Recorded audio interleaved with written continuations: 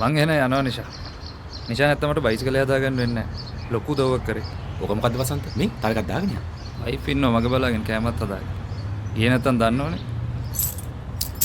මොකද වැඩිද? හා? හොටල් එකට thank you ආ.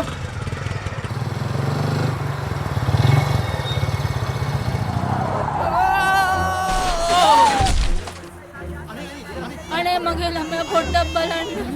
අනේ මගේ බබා පොඩ්ඩක් බලන්න. ඊකටම බිමින්.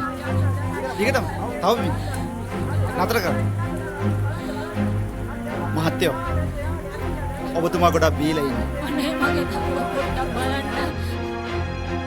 තමුන් දන්නවද? අර ඇක්සිඩන්ට් වෙච්ච දරුවා නැති වෙලා. තමුන්ට අවුරුදු ගාණක් ඇතුලේ තමයි ඉන්න වෙන්නේ.